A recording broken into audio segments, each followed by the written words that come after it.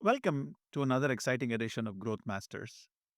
Our guest today is Mike Davey, a seasoned executive with over 30 years of leadership experience in software sales across a wide range of companies from IBM to Sonotype and Digital.ai. Mike has been consistently focused on driving growth through collaboration, customer centric strategies, building high performing teams, aligning go to market strategy with market dynamics, and turning customer insights into measurable business results. Mike, welcome to Growth Masters. Thank you for having me, Saker. Can you please give me a quick? Can you give us? Can you please give our audience a quick intro? Sure, yeah.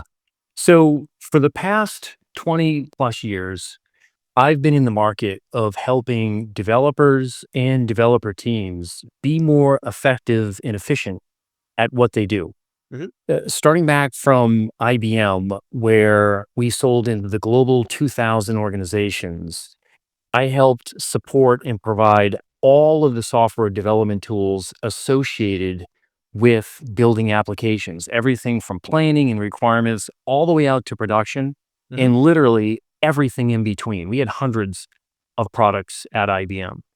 From there, I was recruited into Sonatype, where the story shifts into more of the developer's journey, Mhm. where we helped protect the software supply chain Mhm. that developers use to build applications. And the Mhm. results were safer software with higher quality, with lower risk Right. of being breached. And then I moved into digital.ai, Right. where they focus on effectively and optimizing delivery of applications using artificial intelligence and incorporating governance with security and quality at every check. Mhm. So, whether it's providing the tools, protecting the software supply chain, or delivering software more effectively, it's always been about helping developers or teams be more effective at what they do. And I've loved the market because as application and softwares become germane to just about every company in every industry, Uh-huh. there's direct impact to adding new revenue streams, being a competitive advantage, and just overall growing to top line growth. So Mhm. it's been a great market to be in. Right. Right. No, fantastic. I mean, that's an amazing overview of your career arc over the years, Mike. Now, of course, you have extensive experience leading revenue teams. Now, can you please take us back to the very beginning? What sparked your interest in sales? And how did your early career experiences prepare you for the top revenue job? Yeah. So when I graduated college in 1991, the country was in a recession. Hmm. So it took me a minute to get into corporate America. I stayed at the job that got me through college. I was working at Sears selling computers and stereo equipment. And that's right when the first commercial cell phones started to become available. So I sold those as well. And I know I'm dating myself by saying that I was involved in that, but that's where I fell in love with Right. the sales process, meeting people, understanding what their needs were, and providing solutions, not just selling products, but Right. solving problems. That's what I fell in love with. Now, I'm naturally introverted, which means I'd much rather have you talking during this podcast than me. So I asked a lot of questions early on, probably too many Hmm. questions, but that ended up being my edge. As I Right. got into corporate America, I knew I needed to evolve. You can't just ask question after question. So I try to become more insightful, have a better understanding of the market that I was servicing, and have more provocative questions to ask. And by doing so, I felt I learned the customer's needs better Hmm. that way, better than the next person. So I had a really successful sales career. I never stopped being insatiably curious. Hmm. And leadership came a little bit later. Hmm. My sales mentors, Dalton Menhall and Bill Smith at Sonatype, I got firsthand view as to what they say what good looks like. I say what great looks like. Hmm. They had a really strong balance between having an executive presence Hmm. and being in the arena, Hmm. helping sellers strategize and game plan for their opportunity that they're in, and sometimes actually joining the Hmm. sales cycle. And I fell in love with that. Hmm. I had a great run at Sonatype where I started as a first line manager Right. for covering the New England accounts, Right. and then moved into covering the East. And it wasn't long after that that I was covering the entire Americas. I was at Sonotype for over 9 years, tremendous growth Mhm. company, 25% growth year over year. Mhm. And then I got recruited into Digital.ai Right. as the CRO of that business. And Right. that was another great opportunity. Digital.ai has 53 of the global 100 top customers. Wow. So great opportunity to work with the largest organizations in the world. Right. I consider myself a lifelong learner, and I'm Mhm. right in the middle of that journey. Mhm. Um, I've come a long way from the kids selling tech at the mall Mhm. to managing global sales teams. But every one of those steps has refined who I am as a salesperson Right. and as a sales leader. And I'm just excited to see what happens next. Right. No, awesome. I mean, I remember those early days of cell phones where you had this brick size cell phone with the Motorola cell phones, right? There was the brick size ones with maybe 30 minutes of battery life or whatever, right? And so we will come there to, nearly 2 days of battery life and things getting smaller and smaller, but now also going back in the direction and we now have foldable phones and things like that, right? So we've come a long way. Mike, as CRO, how do you take revenue targets from the board and decompose them into pipeline creation goals for each of your teams? Yeah. The first thing that I do is I work with my finance team and the operations team to look historically to see what we have done year over year, Mhm. compare that to the expected number that the board has, just to ensure that we're in alignment. Mhm. I also want to make sure that we review all the assumptions that the board is making in that growth number. Mhm. Prior to going to the board meeting, however, it's important that the sales leadership and operations review the total addressable market for each of the regions. Number one, that's going to show where the business is going to come from, but it also creates equitable sales regions for the sellers to ensure that they can be successful also. Now, what happens after that is territory planning. Mhm. Sales reps and sales leaders look at their regions, they Mhm. look at the accounts that they're covering, and look to see what their expansion expectations are for that year and what their new logo Mhm. expectations are for that year. They'll add that up, compare it against their target, and that which remains the delta. Well, Mhm. that's where you want to focus for your pipeline generation. Right. And sales is a team sport. So your sales team will be responsible for a certain percentage. Your marketing team is responsible for a certain percentage, and your business development reps are as well, all working as one team, but Right. all accountable for what they're going to deliver as Right. well. And the salesperson Right. creates the overall strategy that the team follows. Mhm. Now, what that does is two things. Number one, it gives the salesperson the opportunity to map out how he or she Mhm. will be able to hit their goal between the existing opportunities that they have Right. and where they need to build pipeline.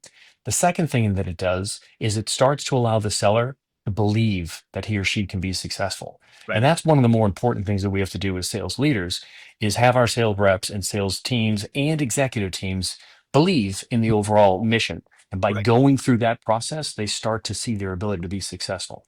Right. Right. And then, in terms of just goal setting, what's your philosophy on just taking a 3x to 5x multiple and saying, oh, that's the multiple of pipe we need versus being more methodical about the different segments that you serve and and acknowledging the fact that, different segments operate on different clock cycles and therefore may need a more nuanced focus to goal setting. Learning this one the hard way. Whenever you put, say, the industry standard 4 to 5x ratio pipeline creation, I call that almost lazy coaching because I've done it. And Right. lazy coaching leads to lazy results. Sellers can and will build 4 to 5x pipeline. Mhm. It just won't be winnable Right. pipeline, which Right. is why I believe pipeline needs to be prescriptive Right. based off of the historical performance from the salesperson. Mhm. What's their average win rate, their average sales cycle, their average ASP? That needs to be factored in. Not all sellers Right. are created equally, and not all products, for that matter, are Mm. created equally either. So when you're creating your pipeline requirements, the math has to reflect that. Right. Right. Makes sense. Makes sense. Oh, fantastic. Segue sort of into the next uh, uh, topic that I have wanted to get your thoughts on, Mike. Setting goals is crucial, Mike, but tracking progress is equally important. Now, how do you ensure that your teams have a robust pipeline to hit their revenue targets? And how do you track pipeline coverage, quality, and equally importantly, progression of the pipeline for every rep and every team? Yeah. This is This is one of, if not the most important things that as a sales leader we do is track pipeline progression, not just for accurate forecasts, but to build predictable businesses. Mhm. Um, the first thing that I look at is the volume. If I'm heading into a new quarter, I want to look at pipeline that's in stage three, four, and five, say of a six-step sales cycle. That starts to show some of the predictability in that pipeline. But Mm, then I also look at deal velocity. This is mhm. probably the single most Mm, best indicator as to the accuracy of the pipeline right, because it's showing an intent and urgency from the customer. And since it's going through our sales process, it's being qualified at each step along the way. So it's very winnable r- pipeline for us. right. When I think of pipeline health, Sankar, I think of Mhm, it through three lenses: mhm, culture, people, and tools. From a mhm. culture perspective, the entire go to market team has to be committed to Right, continuous improvement. right. All the wins and losses that are happening on a daily basis, Mhm, those reps that are successful with deal velocity, those reps right, struggling a little bit with right. stagnated pipeline. All of that needs to be incorporated in regular enablement that's delivered by either the sales reps themselves, partially from the product team, or from Mhm, marketing, all to kind of raise the collective aptitude of right. the sales organization. From a people perspective, I need sales leaders and sellers Mhm, looking at pipeline that's coming in and out of the pipeline right, every single day. I know right, that sounds like a lot. Maybe that could be too much for some people's business. No more or no less than a week right. should go by before you look at pipeline. I like to look at it because it's the best leading indicator of a healthy business. I Mhm, want to know what pipeline is coming in and mhm, is it winnable? Is it right, pipeline? Is it piped for the right amount, for the right timeline? right. Why do we think it's winnable and what are the next steps? Same information for pipeline going out of the working set. Mhm, What did we learn today mhm, that has it's going out of the working set, or maybe we're killing it altogether? And can we apply that type of question to our existing working set to clear the way for us to focus just on winnable deals? right, So for me, when I'm talking about pipeline health, it's never build more pipeline. It's right. build healthier pipeline, which converts, Mhm. it's winnable, and it helps build a predictable business. Got it, got it. Sure. I agree with everything you said, Mike. Looking inward a little bit, how do you use data and insights to prepare for conversations with your board members and update them on your growth plans? Yeah, this is an interesting one. Sometimes these go your way and sometimes they don't. Let me explain what I mean. So, first off, when you go to the board, you have an integrated aligned plan coming from the ELT. Mhm, Something like growth is not just a sales proposition. mhm, Sales certainly has a role to play in right. that, but so does marketing for demand generation. So might product as well with its enhancements, et cetera, to support some of Right. the growth expectations. So you have an integrated, aligned approach that you take to the board. Now, Mhm, in all the boards that I've interacted with, they're very smart, experienced people, and their questions are grounded and very direct. They want to mhm, know three things. They want to know what your plan is, mhm, what is your plan to support that, and then what is your remediation plan? So, if your plan is for growth, they'll want to know about is that expansion, is that new logo, new go to market? What does that look like?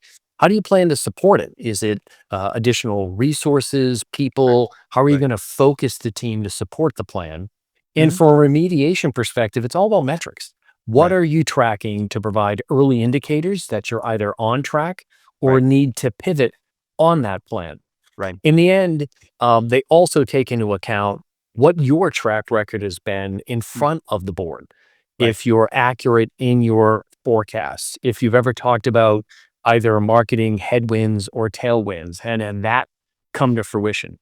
The Mhm, board's looking at not just the data, but mhm, the logic behind what it is that you're presenting. They want to make sure that you have an ability to execute. And if you do, you go into the confidence column. And if you don't, it's more of a right, hopeful discussion. right. And then finally, they want to ensure that you have an aligned go to market team to Mhm, support the initiative.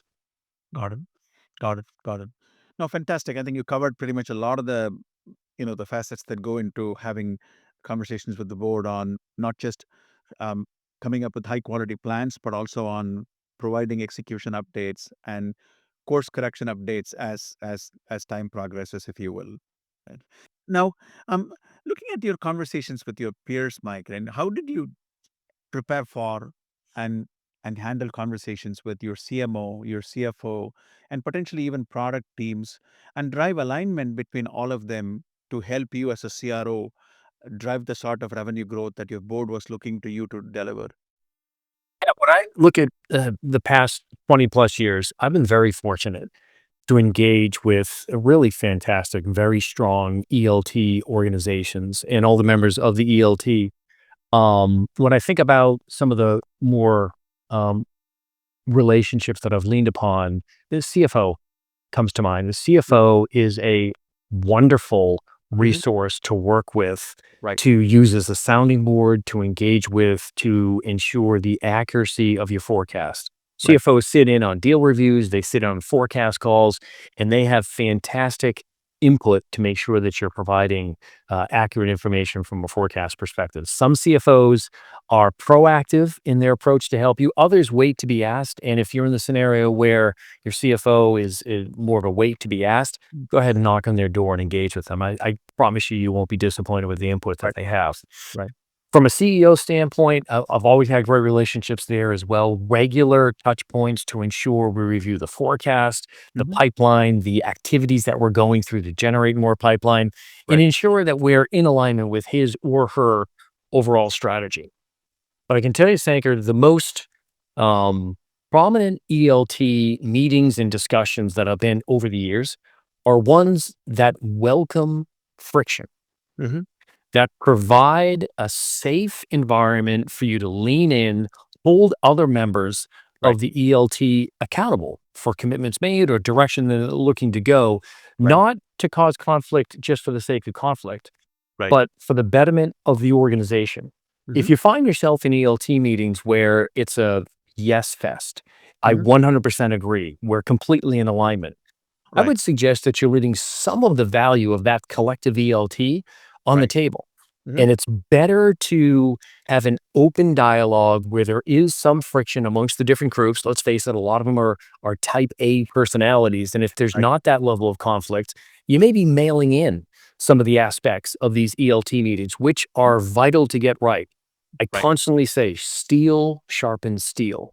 And when Mhm. you have an ELT environment that welcomes that level of friction at the Mhm. benefit of the company, what you'll find on the other side of those discussions are deeper, more trusted relationships.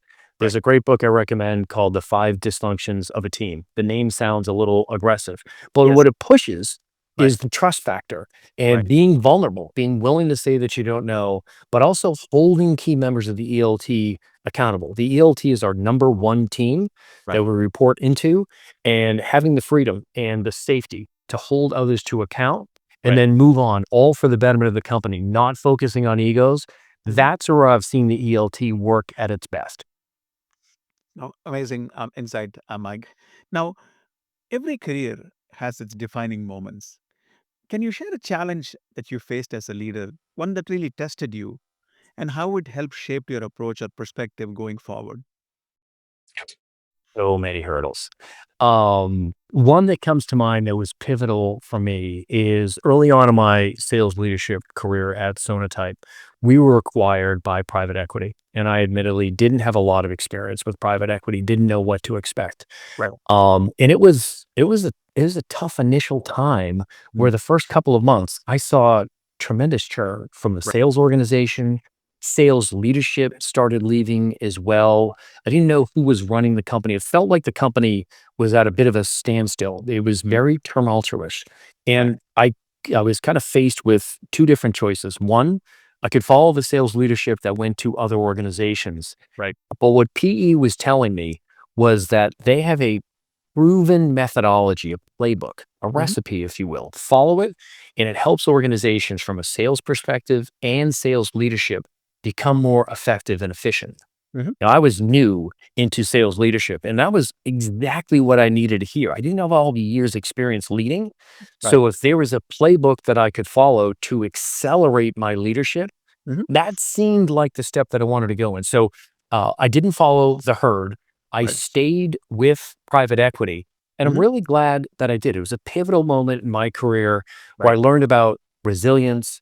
I learned about sales leadership and a growth mindset, learning to do things in a different way and not being defensive about it, but to embrace it. And it Right. really led to, we had a fantastic run at Sonatype. It helped me learn more quickly how to grow and scale sales organizations. So it was a Mhm. really good choice that I made ultimately. At the time, wasn't entirely sure, but I Right. look back very fondly at that kind of fork in the road and what direction I went. Right. Right. No, that's fantastic insight, Mike. In fact, as you know, Skygenie works with a number of private equity-backed chief revenue officers and revenue teams, and the theme of we need to grow revenue, but grow it efficiently and predictably, right? But it always comes up as sort of that, the three-pronged approach, right? If you uh, knock it out of the park on two or the three metrics, it's still not sufficient. You have to be focused on all three metrics, driving revenue growth aggressively, but with a view towards getting more efficient over time, and also having being more predictable in delivering that revenue growth. Um, no, no, fantastic. Now, um, like we talked about, like me, you started your career in a very different world, and now you're a multi-time CRO in the age of AI. How do you see the world of data-driven growth changing, and what capabilities do you see as being the most impactful for the growth function in a company? So for me, the question is about how are you embracing AI right now? AI is not anything that's off into the future. Certainly, we've yet to see all the capability of AI unfold, but it is here right now, and Hmm. it is impacted and infiltrated our lives on a personal and professional basis. Personally, I use AI all the time. Hmm. It gives me recommendations for movies and Hmm. recipes.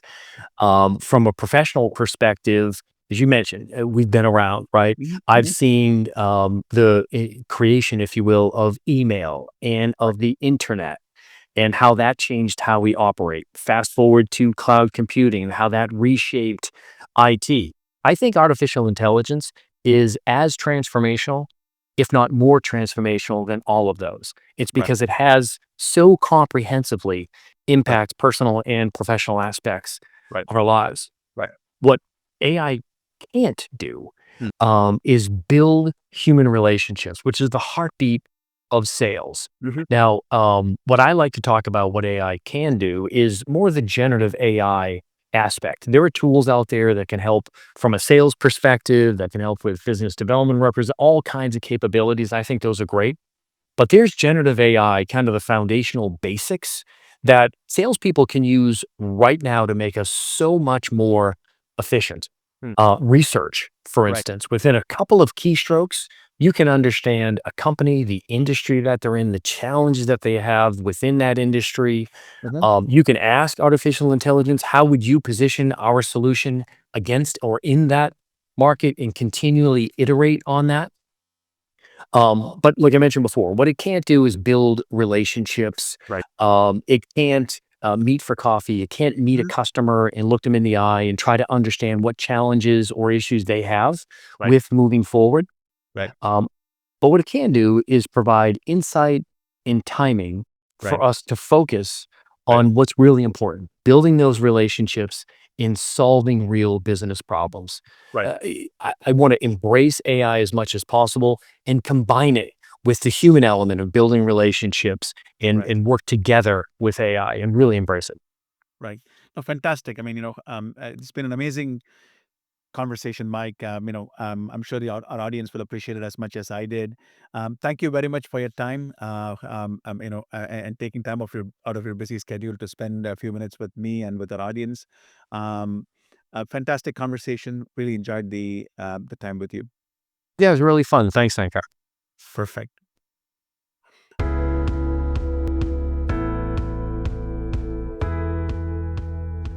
That's a wrap for this episode of Growth Masters. Remember, growth is a journey, not a destination. Keep experimenting, learning, and scaling. If you enjoyed this episode, please hit that subscribe button and share it with your fellow revenue leaders. Until next time, keep on growing.